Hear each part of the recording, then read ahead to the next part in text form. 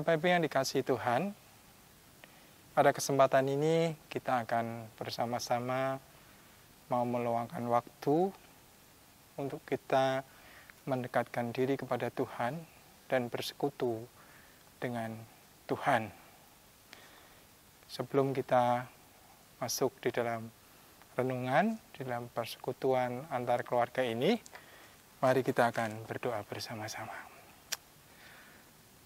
Bapa yang ada di surga, Allah yang mengasihi kami di dalam Putra-Mu yang tunggal Yesus Kristus, dan Allah yang menyertai kami di dalam Roh-Mu yang kudus, yang berkenan tinggal di hati kami. Kami mengucap syukur untuk waktu yang Kau beri, sehingga kami boleh bisa bersekutu di dalam perenungan akan firman-Mu dalam waktu yang tidak lama, tetapi biarlah waktu yang singkat ini bisa kami gunakan dengan sebaik-baiknya untuk kami bisa tahu apa yang menjadi kehendak-Mu atas hidup kami. Berilah kami kekuatan, berilah kami penghiburan, dan mungkin teguran melalui firman-Mu apabila itu diperlukan untuk hidup kami. Kami mau serahkan perenungan dan persekutuan antar keluarga saat ini di dalam tangan Tuhan. Tuhan yang akan memberkati kami semua. Di dalam nama Tuhan kami Yesus Kristus, Juru Selamat kami yang hidup, kami sudah berdoa. Amin. Bapak, Ibu, dan saudara-saudari yang dikasihi Tuhan, salam sejahtera buat kita semua. Pada kesempatan ini saya ingin menyampaikan renungan yang berjudul Tinggallah di dalam Aku. Kalimat ini diucapkan oleh Tuhan Yesus sendiri. Dia mengatakan di dalam Yohanes pasal 15 ayat 4 dan 5, Tuhan Yesus mengatakan demikian, "Tinggallah di dalam Aku, dan Aku di dalam kamu. Sama seperti ranting tidak dapat berbuah dari dirinya sendiri, kalau ia tidak tinggal pada pokok anggur. Demikian juga kamu tidak berbuah, jikalau kamu tidak tinggal di dalam Aku." Ayat 5, "Akulah pokok anggur dan kamulah ranting-rantingnya. Barang siapa tinggal di dalam Aku, dan Aku tinggal di dalam dia, ia berbuah banyak. Sebab di luar Aku, kamu tidak dapat berbuat apa-apa." Demikian firman Tuhan yang Tuhan Yesus katakan pada saat itu. Bapak Ibu, Tuhan memberikan satu perumpamaan bahwa Tuhan Yesus adalah pokok anggur dan kita adalah ranting-rantingnya. Dan Tuhan mengatakan bahwa sumber kehidupan daripada ranting-ranting itu memang adalah pokoknya. Ranting tidak bisa hidup dari dirinya sendiri. Ranting sangat tergantung dari pokoknya di mana dia itu menempel atau melekatkan dirinya.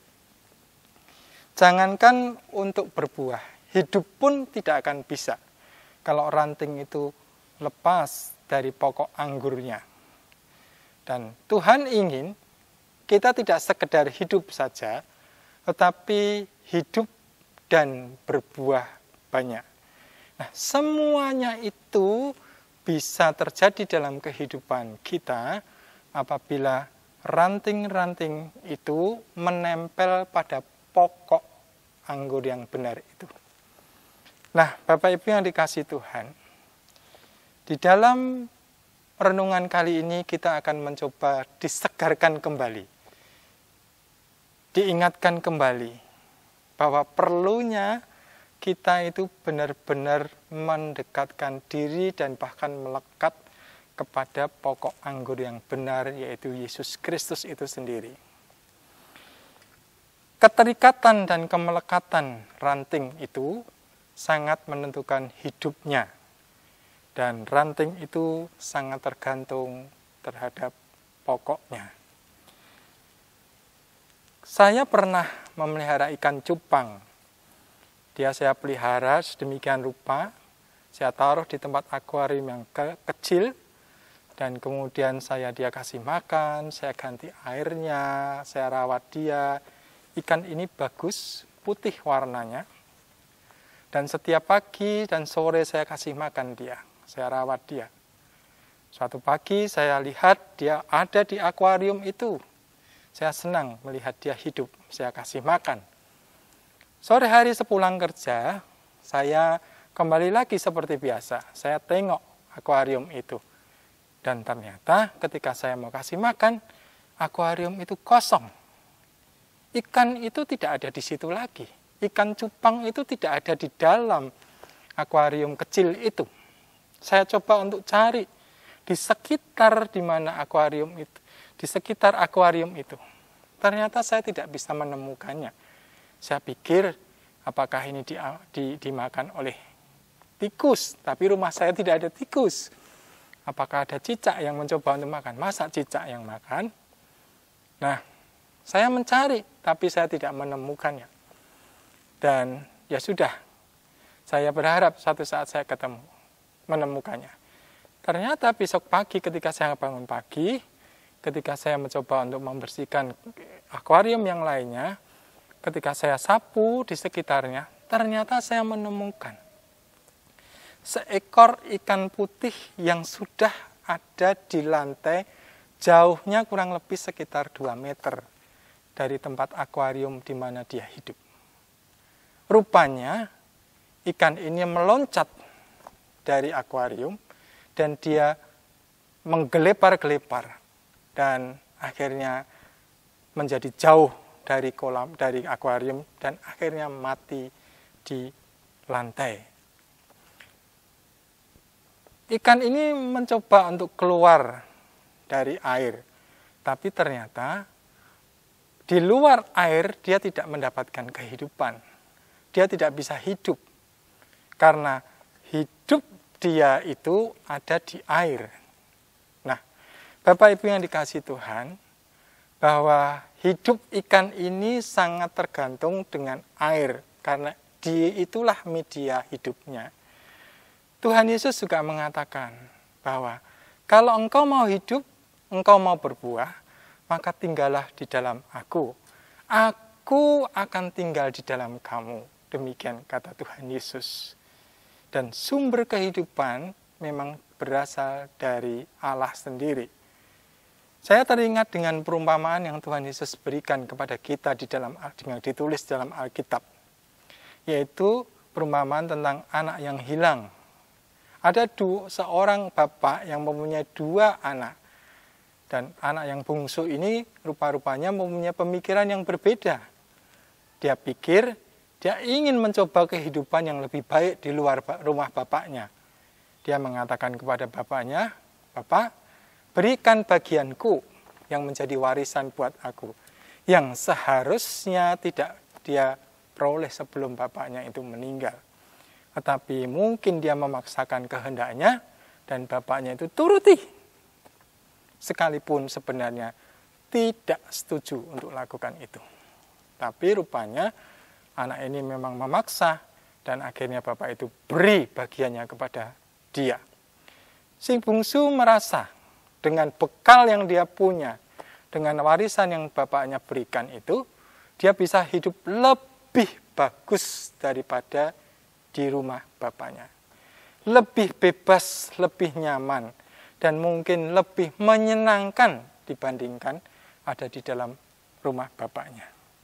Tetapi apa yang terjadi ketika harta ada di tangan dia itu difoya-foyakan untuk hidup berfoya-foya, dan bahkan dikatakan bahwa di sana di dalam Lukas pasal yang ke-15, pasal 11 sampai 32 disebutkan di sana, diceritakan ternyata ada bahaya kelaparan.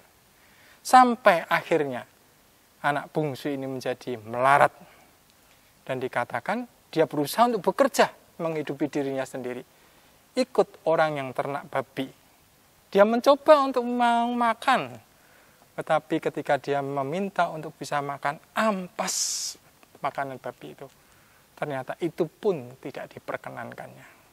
Di sanalah dia baru sadar bahwa ternyata kehidupan di rumah bapaknya jauh dan jauh lebih baik dibandingkan yang dia bayangkan hidup di luar rumah bapaknya. Dan akhirnya dia menyadarinya. Untung dia sadar. Untung dia menyadari kekeliruannya. Dan ada hati ingin kembali kepada bapaknya. Dari sinilah kita bisa belajar, Bapak Ibu yang dikasihi Tuhan. Tuhan Yesus memberikan perumpamaan pokok anggur yang benar dan kita ranting-rantingnya. Dan Tuhan Yesus memberikan gambaran juga bagaimana seorang anak yang mencoba untuk hidup lebih nyaman, lebih baik menurut dia, di luar daripada bapaknya yang sudah menyediakan semua fasilitas yang dia perlukan. Tapi toh demikian, manusia punya kehendak bebas, bisa saja manusia itu mencoba untuk lepas dari pokok anggurnya, meninggalkan rumah bapaknya. Tetapi kita tahu, Allah itu adalah Allah yang Maha Kasih. Sang anak bungsu ini pun masih diterima oleh bapaknya ketika dia bertobat dan mau kembali kepada bapaknya. Tinggal bersama lagi dengan Bapak yang mengasihinya. Bapak Ibu yang dikasihi Tuhan, memang kehidupan di dalam dunia ini banyak sekali yang bisa kita pilih. Apapun ditawarkan oleh dunia, yang seolah-olah memang itu bisa memberikan kenikmatan jauh lebih baik daripada kita mengikut Tuhan. Tetapi marilah kita menyadari bahwa Tuhan Yesus mengingatkan kita kembali. Di luar aku, kamu tidak bisa berbuat apa-apa. Nah, sebagai penutup, seorang yang bernama Blaise Pascal mengatakan, di dalam diri manusia ada ruang kosong yang hanya bisa diisi oleh hal-hal yang bersifat ilahi. Dan itu tidak bisa dipuaskan dengan hal-hal yang bersifat materi. Dan hal-hal yang bersifat ilahi ini sebetulnya adalah Allah sendiri. Manusia tidak terdiri dari hanya tubuh dan jiwa saja. Tapi manusia juga ada roh. Roh yang kecil itu akan menjadi puas. Roh yang kecil itu akan dipuaskan, akan merasa nyaman kalau roh itu bertemu dengan roh yang besar, yaitu roh Allah sendiri. Marilah kita mengingat kembali, disegarkan kembali bahwa hidup yang sesungguhnya adalah hidup bersama dengan Tuhan. Kiranya ayat yang kita baca, perumpamaan yang kita dengar, mengingatkan kita kembali bahwa Allah sungguh mengasihi kita sehingga Dia tetap mengharapkan kita tinggal di dalam Dia. Tuhan Yesus mengatakan, tinggallah di dalam aku.